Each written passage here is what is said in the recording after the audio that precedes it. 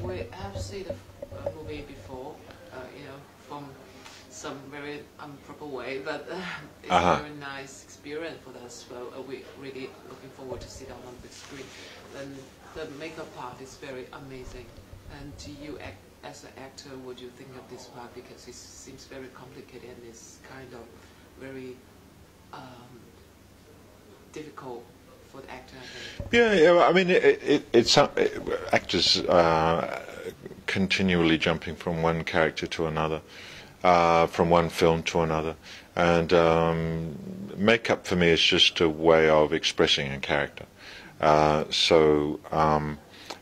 What's unusual about this film is that in this film I'm playing 6 different characters. So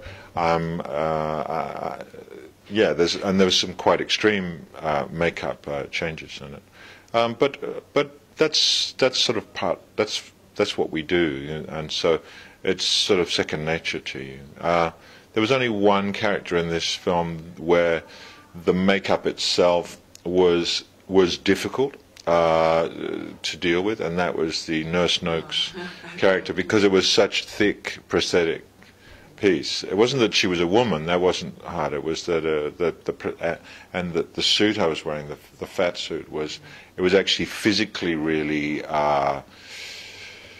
difficult to deal with. But so I was constantly aware of that. But apart from that, makeup to me is just a means of expressing character. You're externalizing something that's interior. So that's part of your job.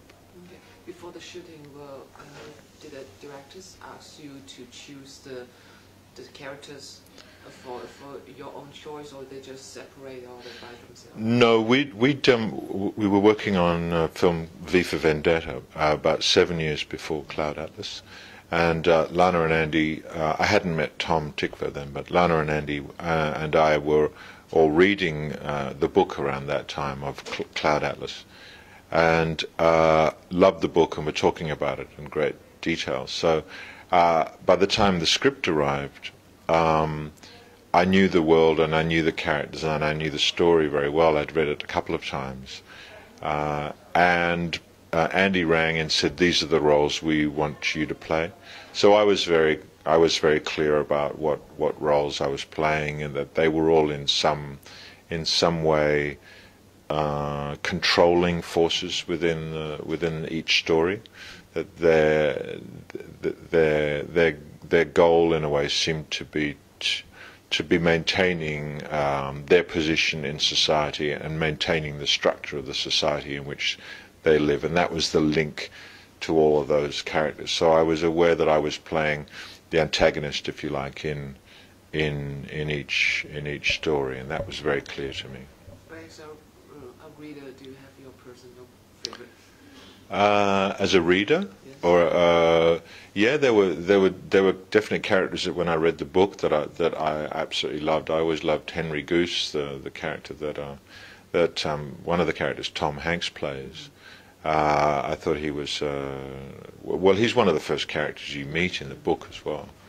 And yes, old Georgie, the character that I played, the hallucinated devil that exists inside Tom's. Yeah, when I read the book, I just loved that character because he was inside Zachary's head.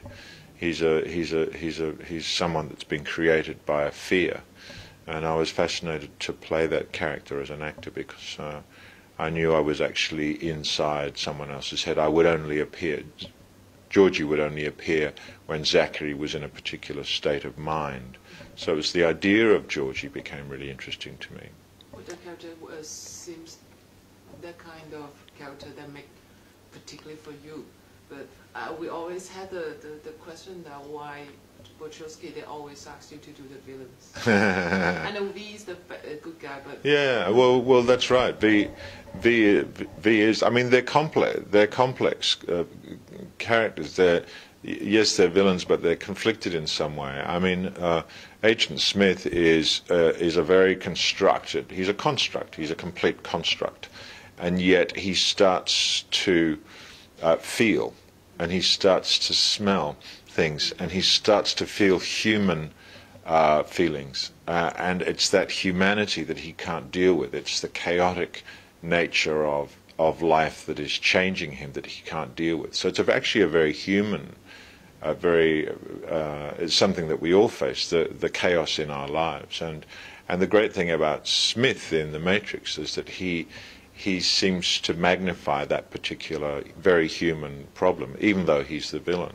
So I mean, I find that the roles they asked me to play, certainly in this film and in The Matrix, even though they might be antagonists or villains, if you like to use that word, they're all complex creatures in their own right. They're conflicted internally in some way.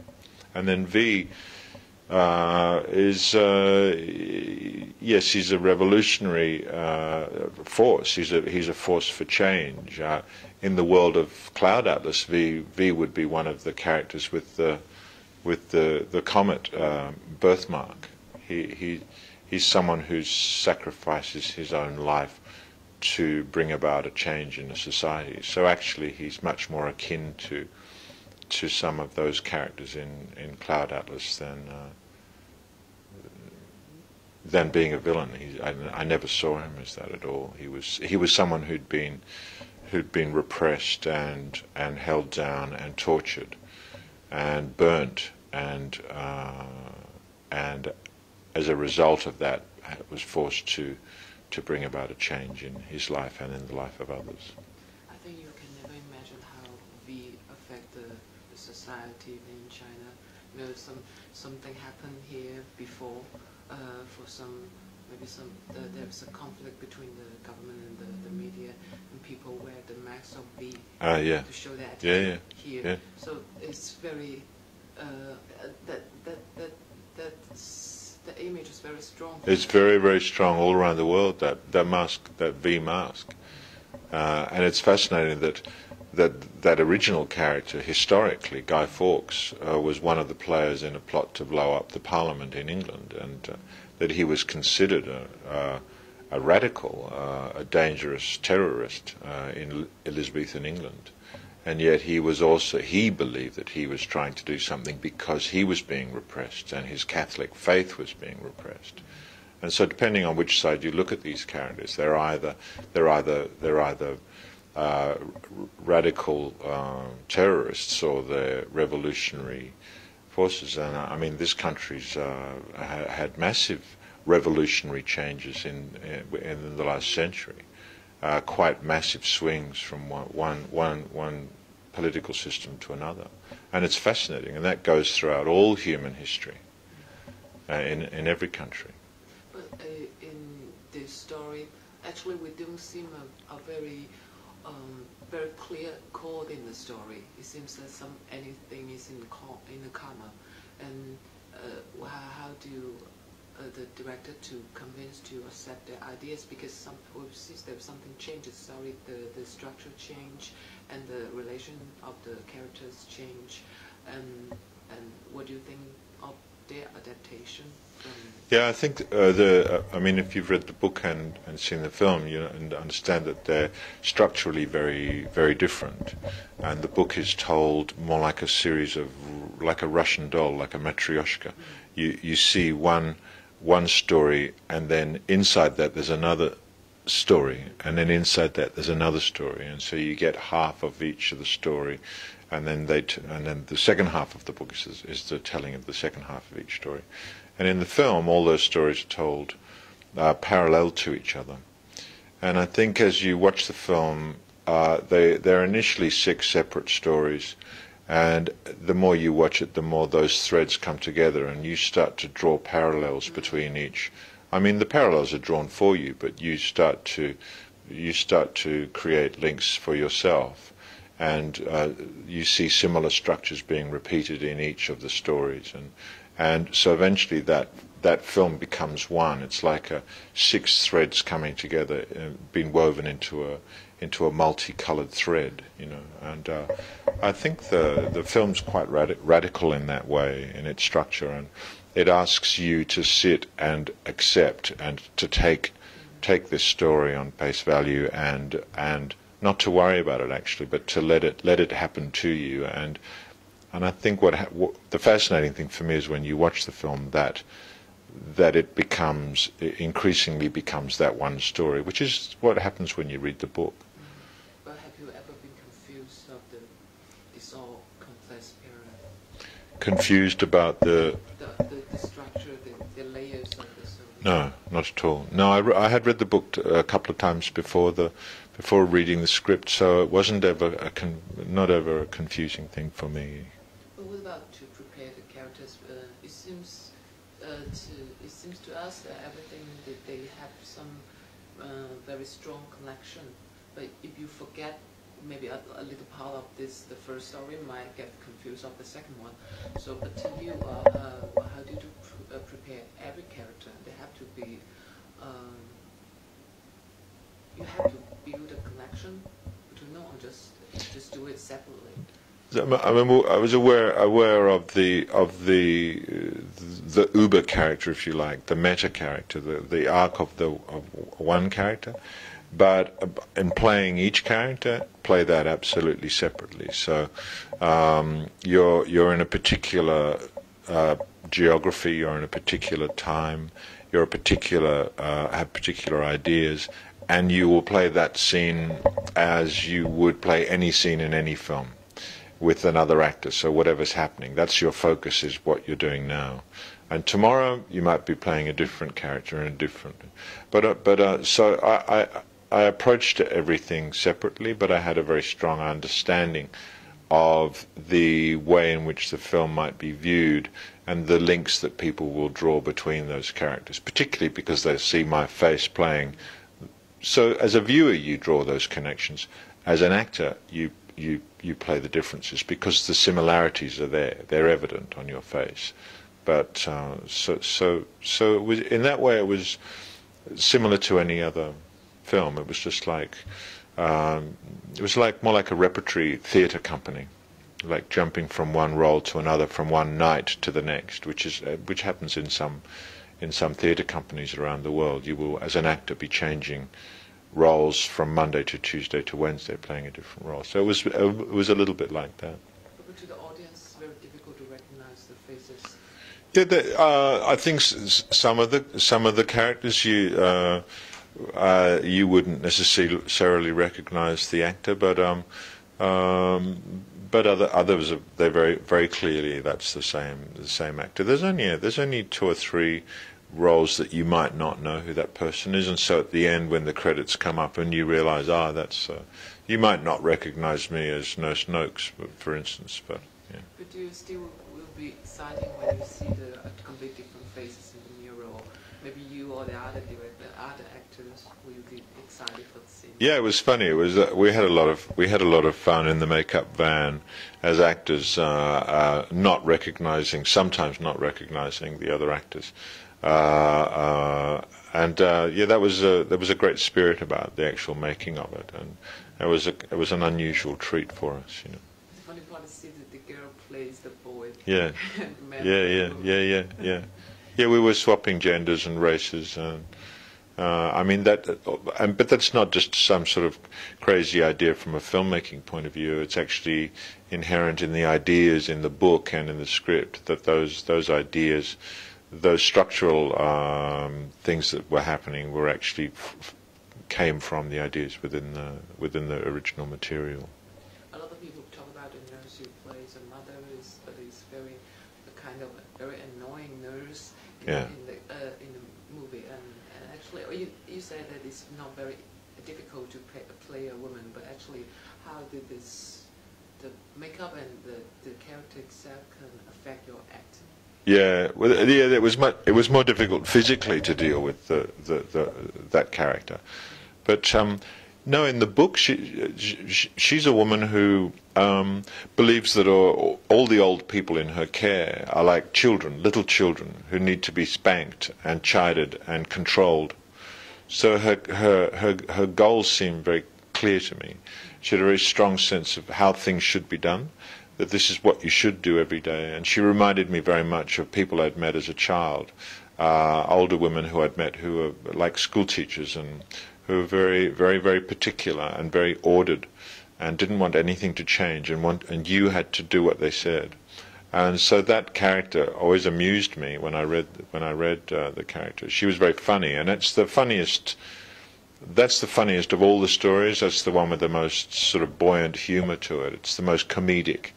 And so me playing this sort of monstrous woman in that particular storyline seemed a good idea. It was more grotesque in a way than any of the other characters I played, but there was more opportunity for comedy. Especially in the shooting side, would you like a kind of rehearsal, several rehearsal, because you just switch to one character to another characters, and even to your partner, they switched one to another. Yeah. It's kind of mix and match. I don't know. To us, what we imagine that the image would be like people doing a rehearsal in a theater. Yeah, it was not so much like doing a rehearsal, but it was like being in a theatre company with a number of actors, and you were all playing different roles depending on the day. So yeah, it's very unusual to feel that on a film set. Very, very unusual to film that on a film set, and it lent a great spirit to the production itself. There was an excitement about the making of the film as a result of that. It's have a look of a blockbuster, but actually we think it's have a very strong independent spirit. And to you, what do you think of this? Because the way they make the film is completely different from like Batman and this kind of... Yeah, it's definitely, it feels very independent in spirit and very global, has a global perspective. Again, the original source material, the book, is about people from different parts of the world, from different geographies and different time periods. And so the fact that we made that with money from all around the world, a lot of money, very essential money from this country, from China and from Korea and from Germany and from Russia and from the United States, and actors from all over the world, whether they're from China, Korea, Australia, America, Germany, England, and directors from all over the world. So we had a lot of different languages being spoken. Duna Bay, the Korean actress, when she arrived on set, she didn't speak English at all, and so she learned to speak English. And when I met her recently, her English is really fluent. It was a very unusual way of making a film, and radically different structure.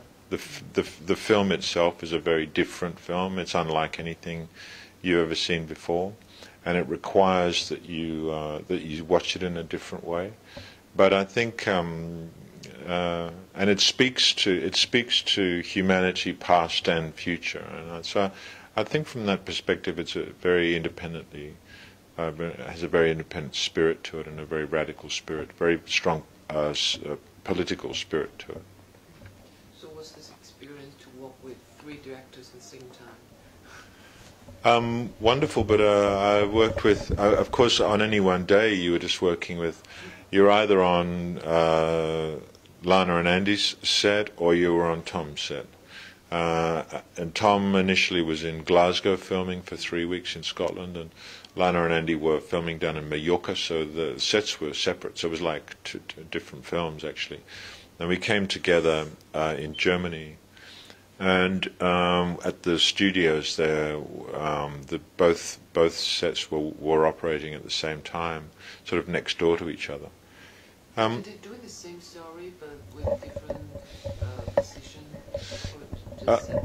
Yeah, no. Tom did 3 stories. Lana and Andy did 3, and that was it. And then, but because we were playing multiple roles, you couldn't just shoot one story at a time. You had to.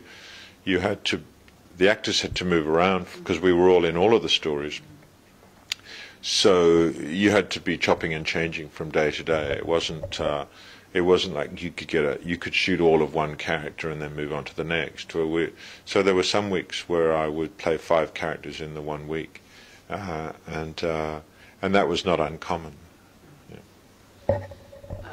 Maybe to us, we thought that maybe there would be a kind of chaos because they're strong, they have strong spirit, they have their own idea, but would they push, how do they push you and give you a hard time? No, they're all thoroughly prepared and meticulous, but they're all very warm, they're actually very warm-hearted people, very smart and very generous and giving, and they were excited by the material, and they cast actors who were excited by the material, who wanted to be a part of this film, who'd read the book and loved the book and wanted to commit to the ideas and to the material. So we were all like-minded. We were all of a single mind, and I think we also knew that it was an unusual film, and it would take a leap of faith to make it. It would take us to jump into an unknown territory in order to make it work. And so with that spirit, everyone jumped into the same unknown and exciting world. And it was that spirit that maintained a buoyancy throughout. It's not their style, either Tom or Lana or Andy, to be dictatorial, to shout and scream. They're not like that. And they cast actors who wanted to be a part of it and who they respected, and the respect flowed both ways. So it was a very joyous, difficult, but incredibly rewarding experience making the film, and it was unlike anything we've ever done. So it was fantastic. So this year, have you felt some change from Wachowski's? Yeah, they were always very prepared, and I laugh a lot with them, so I really love them. I love being with them. It's always fantastic to get together with them again. I guess they've grown and changed as we all do, and maybe they're a little more, they're still as prepared as they were. Maybe they're more willing to throw an idea away and try something different on the day than they were initially. But aside from that, they're always inquiring, always willing to try something new, always willing to enjoy what they're doing and incorporate new ideas. And so yeah, and Tom as well. Similarly, it was a fantastic experience working with him. And I hope to work with him again in the future.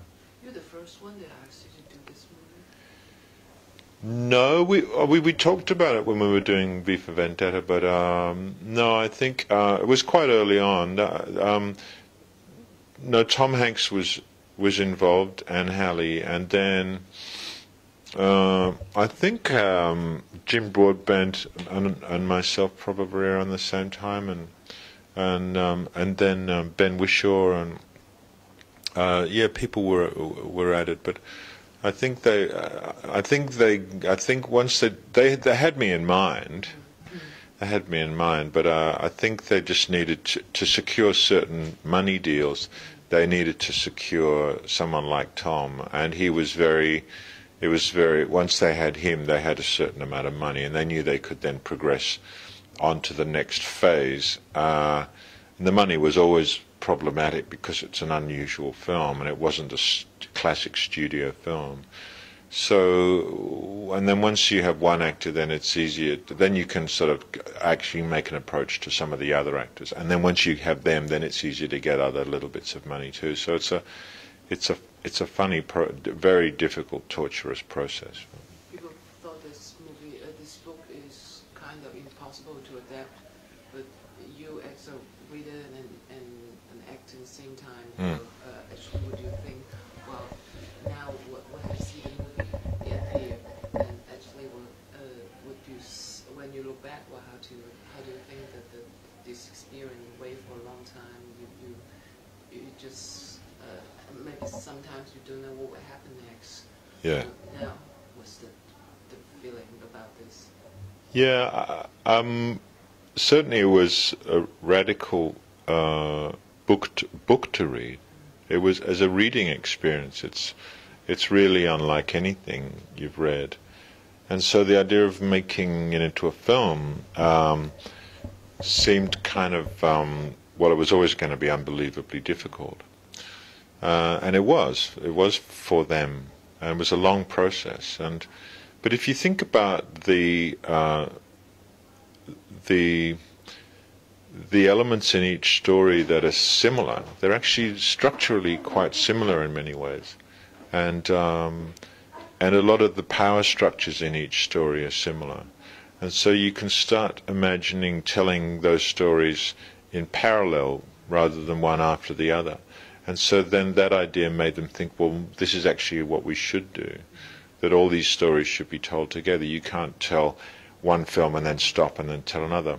And then that opened up all sorts of other ideas, thematic ideas, links in the book, and it made them more clear in the film itself. So I think it was a fantastic adaptation of a really unusual book, and probably the only way to actually make the film. Did you have any doubt that it would really can make it? Look, anything that's unusual, anything that's different, anything that's groundbreaking, anything that's radical, is always will always be both exciting and be dangerous in some way. And so there are always forces which will reject novelty, and which will reject inquiry, and which will reject different structures. But there are also forces which will demand them and gravitate towards them. So the film has a pull to it, and has a fascination to it for a viewer, I think.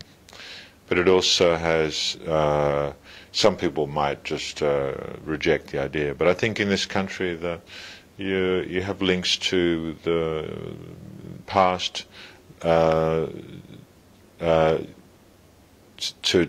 ancestors. A lot of stories from this country have links to the past and respecting the past, and similarly your children and the future. And I think that sense of everything you do in life, it's like this Buddhist philosophy. Everything you do in life has a repercussion. Everything you do has an effect on other people.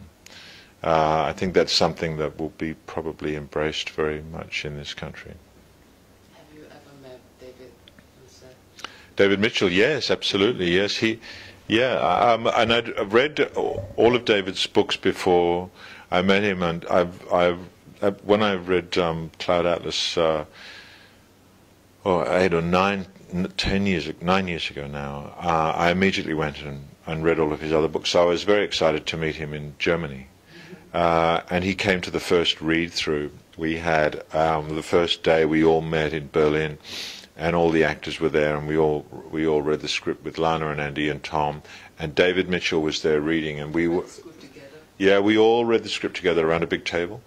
And David was reading small characters, and Tom was reading small characters, Lana was reading small characters, Andy was. All the other actors were there reading all of their 6 characters, or 3 characters, or 4 characters. It was a fantastic day. And the fact that David loved the adaptation, and the fact that he was really excited about being a part of the film in some way, was really special for all of us. And then he came back and he was involved.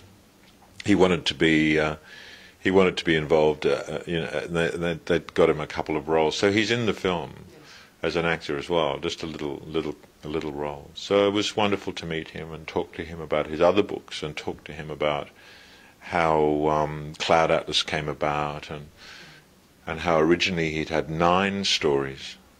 It's 6 stories now, but he originally had 9 stories, and what those stories were, and why he abandoned them. And it was fantastic to meet him and talk to him. He's a really beautiful man. Well, it's very funny when you read the script and just in front of the people who wrote this. Yeah, that's right. It was. Not nervous? No, we were really genuinely excited. It was a great day. It was a really exciting day, because it was something that was sort of, you knew how hard it was to raise the money for the project, because it was so different, and you knew how much work had gone into David writing that novel in the first place, and how unusual that piece is, and then how difficult the adaptation had been. But it was there was such goodwill and such excitement about it that that it was a fantastic day. So yeah, you're always a little bit nervous, but